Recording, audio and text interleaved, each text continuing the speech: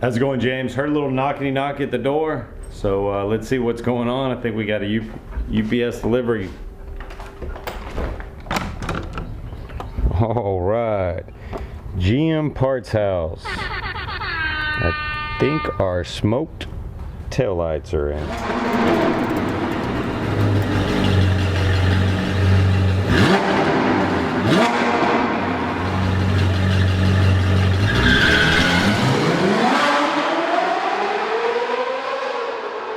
Alright, let's see what we got on the unboxing here. We're going to take out our trusted Texas box opener. That's just the pocket knife. Ooh, see, sharp too, man. I say that now, we'll cut the shit. There we go.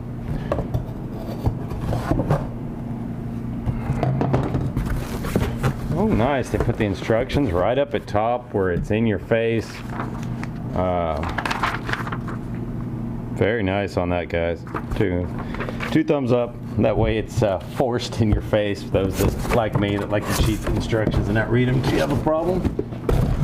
And then we've got two boxes in here. Box within a box. Oh, we'll kill that box. Ooh, sorry, dog.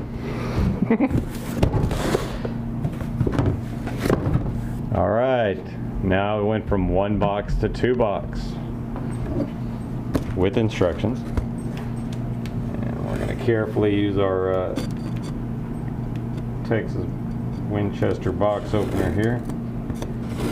If I get it on the rack. Hopefully it didn't scratch anything underneath. Oh yeah, they got plenty of padding. Get good foam padding in here. This comes just, any of y'all are familiar with Pelican cases. This is the way you pack a box. Those other companies need to see this from GM. This is, you know, high strength impact foam. Good stuff, good stuff. Not really molded to the part, which is kind of disappointing, but at least they have the high impact stuff in there. And I didn't notice anything on the left or right side, so in actuality, if it got hit hard enough, it could bounce around like that. In fact, looky there, a little mark where it did. And we got a little mark there. Ooh, GM Parts House, if this thing's screwed up, y'all gonna be getting me a new one. I don't see any marks. Looks like it was this point right here. It was actually going through the box.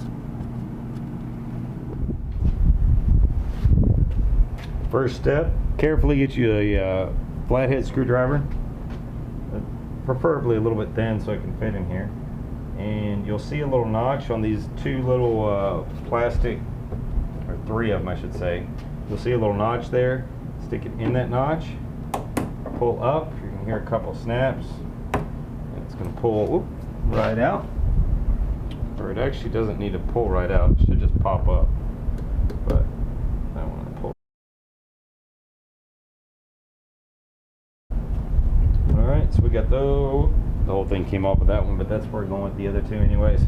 Now that we got the little lock or key thing out there, just pop these off. Same screwdriver works fine. There you go. Good to go. Now this whole piece should come right out, and if you pull up on it, you are going to notice it does this. See how it's kind of stuck on that end? Push back into the car, pull out. Done. Good to go. And we got a whole bunch of dirt and grime in here once we get this sucker out. It'd be a good idea to get you a microfiber towel. Get you some Adams detail spray. Spray that sucker down. Let's get her cleaned up. Now for the fun part of getting to the clips. Alright, change the angle of the camera a little bit for this next shot to show you, you know, where you need to go from here. You're going to see one little pin here. And I believe there's one up here. So you're going to have one up here going along this bridge, and then one here you're going to need to remove. I'm going to take my interior tool, hopefully not screwed up too bad. This one back here is kind of a pain in the butt to try to remove. It does not want to come off. I've had to remove it before, and it's still a pain.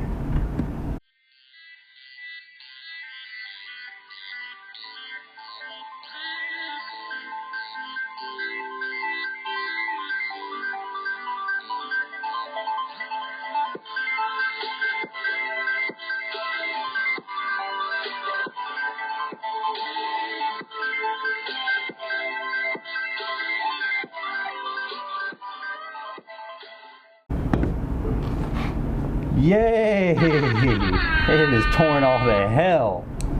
So I'm gonna have to get a new prong for that. That thing's just wasted. Reach the top of it. I'm gonna see if I can do it without removing that other clip. Let's see if we can access her here. And you're just gonna remove. You can see the rubber just kind of goes around your felt or whatever this material is they use, carpet. But once you pull it back, you're going to get access to the two screws right here. We should have some more screws in here. There's one right there, behind there. And I feel, looks like two more, maybe. One of them feels like it's just a plastic clip. I'm actually or plastic screw that I'm actually unscrewing by hand right now on the back too. So let's go actually look at the instructions.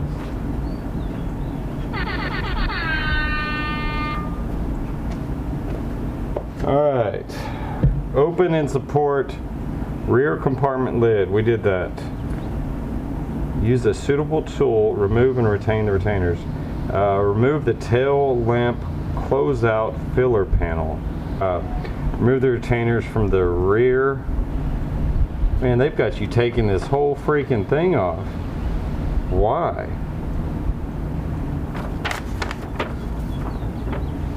There's the only thing we really need to know is how many screws there are.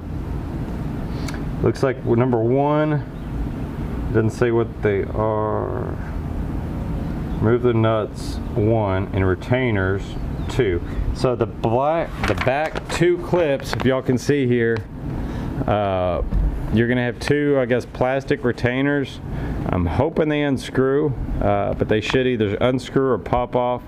And then we've got 3 actual bolts, and I'll find out here what size bolt that is. All right, I love it when it's the first freaking wrench you grab out of the toolbox. That rarely happens, right? It looks like it's an 8mm, appears to be working. That's unscrewing her. So, like the instruction says, we're going to have 3 screws and 2 retainers. I think the retainers are being screwed on. And I'm just going to loosen these bolts. You don't want to lose them in your car for right now until I get them all untightened. All loosened. Untightened. All loosened. I'm going to just keep them on there a little bit for right now.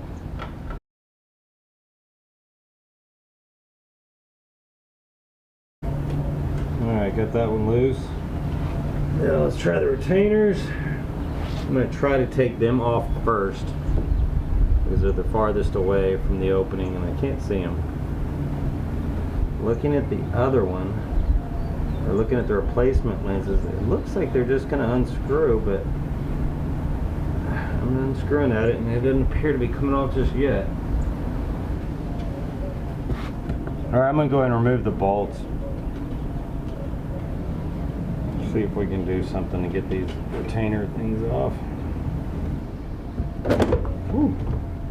Well, those retainers didn't really retain much.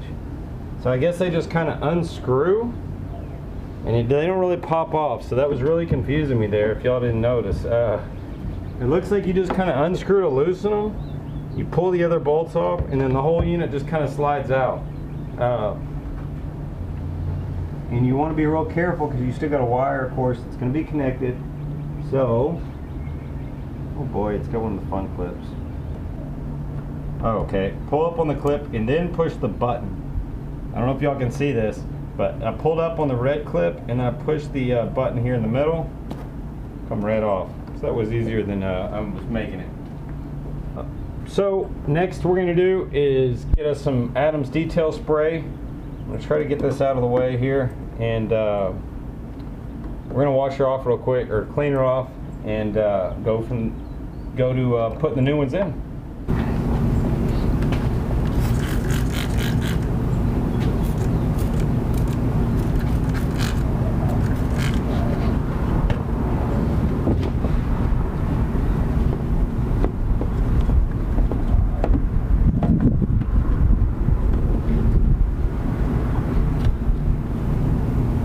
Assembling this, we just want to take those exact same steps in the reverse order, right?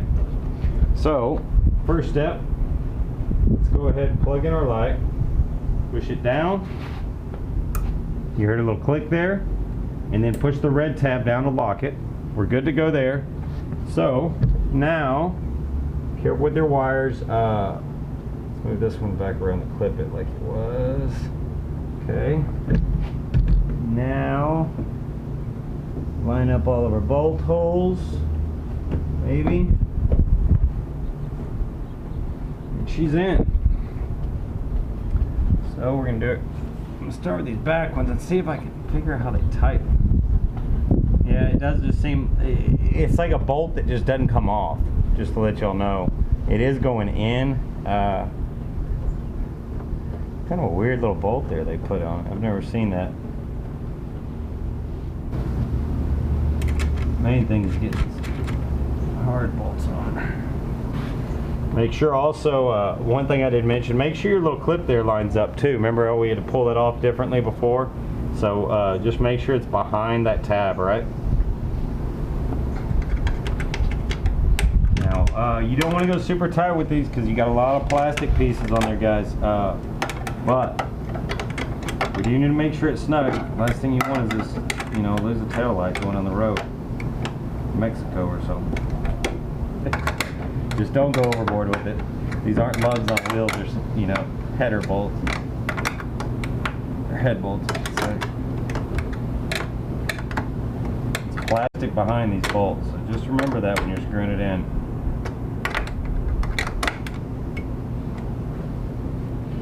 There we go. Let's go ahead and get that top plate on, give her a clean off, and give y'all a shot of it on the car, and we'll move to the other light.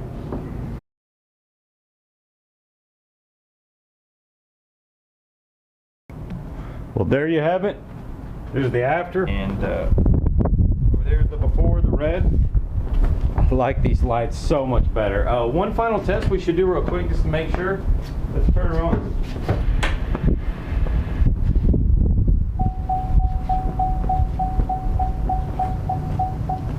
She's working. Oh yeah, I love that look, man. Woo! It's gonna look good. This is one of the, I don't know why GM just didn't put these on every single Camaro. They just look so freaking good. I know they have to try to set out their higher end models from, you know, from their lower priced models. I shouldn't say higher end and lower end. They're all the same car, but they're higher end options. They know they do have to separate the two and give those that spend the extra money something a little extra. So man, they look good. It's a shame they don't come on the car stock, right? Woo. All right, I'm gonna get the other side done, and y'all don't need to see that. It's pretty much the same steps. Oh, one thing we did forget, let's pop our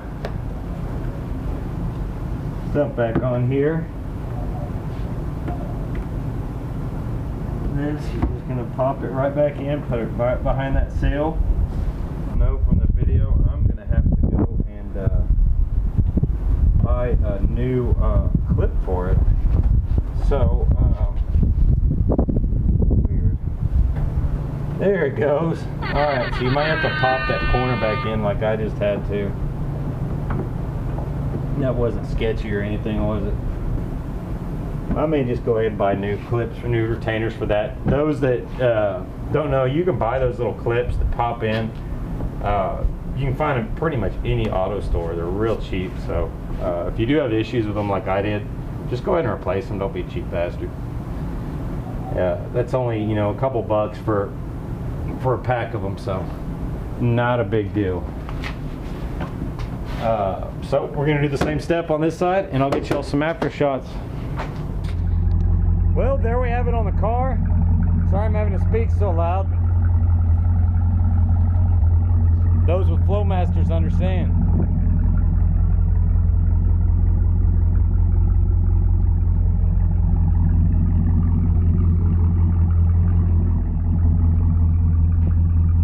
That is so cool how it lights up like that.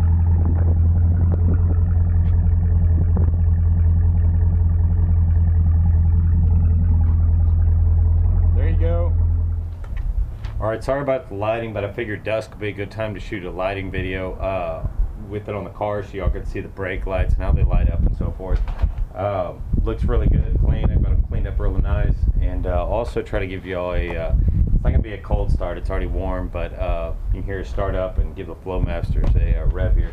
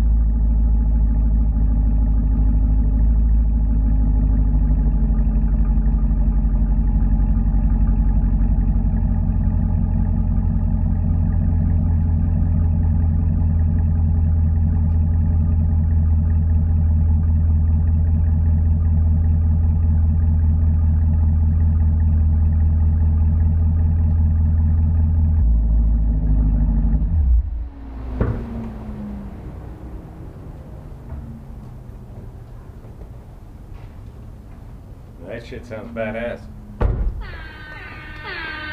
Those that haven't done a tint job like I have on the third brake light, ooh, that's nasty. Just so y'all know, I think I gotta wash the car again. This is gonna look funky if you don't at least tint it. I am gonna eventually come back and put the LED lights for the third brake light. They're about $100 to $120 for those. So that's kind of recommended when you do this, just to keep it a uniform look. Let me know what y'all think in the comments of them, but I freaking love them.